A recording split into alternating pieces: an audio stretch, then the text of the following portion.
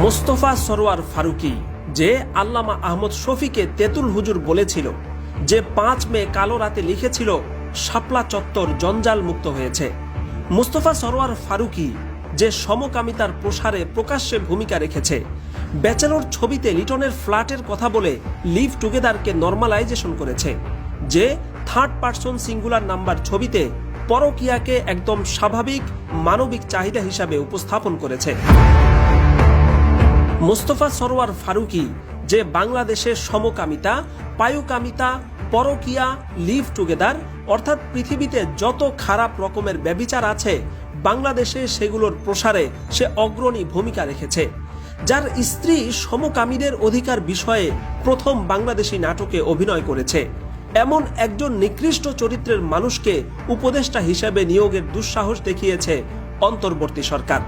এমনকি ফারুকীর নিয়োগের বিরোধিতা করায় চট্টগ্রাম থেকে 5 জন মাদ্রাসা ছাত্রকে আটক করে সমস্ত সীমা ছাড়িয়ে গেছে প্রথম আলোর অনুগত অন্তর্বর্তী সরকার।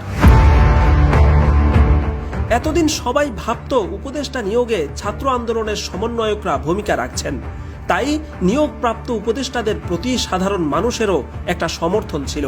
কিন্তু এখন দেখা যাচ্ছে জনগণের মতের বিরুদ্ধে গিয়ে এমন সব উপদেষ্টা নিয়োগ করা হচ্ছে যাদের ব্যাপারে খোদ সমন্বয়করা পর্যন্ত মারাত্মক বিক্ষুব্ধ হয়েছেন। প্রশ্ন উঠেছে, তাহলে কারা উপদেষ্টা নিয়োগ দিচ্ছে? হাজার হাজার মানুষের মৃত্যু এবং 1.5 লক্ষ মানুষের রক্তপাতের বিনিময়ে যে স্বাধীন সরকার এসেছে সেটাকে কারা পাপের সম্পত্তি বানিয়ে মন মতো উপদেষ্টা নিয়োগ দিচ্ছে? ফারুকী এমন একজন ব্যক্তি যে বিগত 15 বছরে আওয়ামী দুঃশাসনের অন্যতম দালাল হিসাবে পরিচিত ছিল। জুনায়েদ আহমদ পলকের সাথে ঘনিষ্ঠতা, পুলিশের আইজিপি বেনজিরকে মহান মানুষ বানানো, নিজের স্ত্রীকে শেখ মুজিবের স্ত্রীর ভূমিকায় অভিনয় করানো, যুদ্ধাপরাধীর বিচারের কথা বলে শাহবাগীদের নির্লজ্জ দালালি করেছে কথিত এই সংস্কৃতিকর্মী। নিজেদের জীবনের বিনিময়ে বাংলাদেশের স্বাধীনতা এনেছে এদেশের যে আপামর ছাত্র জনতা, তারা 5 আগস্টের পর থেকে দেশের সমস্ত জায়গায় শেখ মুজিবের ভাস্কর্যগুলো মাটির সাথে মিশিয়ে দিয়েছে। সেই জনতার রক্তের উপর দিয়ে উপদেষ্টা হওয়া এই ফারুকী ফ্যাসিবাদের সাইনবোর্ড সেই মুজিবুর রহমানকে আবারও এদেশের মাটিতে প্রতিষ্ঠিত করার অপচেষ্টা চালাচ্ছে। সবকিছুর পর ঘুরে ফিরে প্রশ্ন উঠেছে, আসলে কারা উপদেষ্টা নিয়োগ করছে? ফারুকীর মতো ঘৃণ্য চরিত্রের মানুষ, এমনকি জুলাই হত্যা মামলার আসামি শেখ বশিরের মতো ব্যক্তিকে কাদের পছন্দে নিয়োগ দেওয়া হচ্ছে? এক্ষেত্রে একদিকে ডক্টর আসিফ নজরুল, অপরদিকে প্রথম আলো প্রভাবিত মহলটির দিকে অভিযোগের আঙুল তোলা হচ্ছে সামাজিক মাধ্যমে।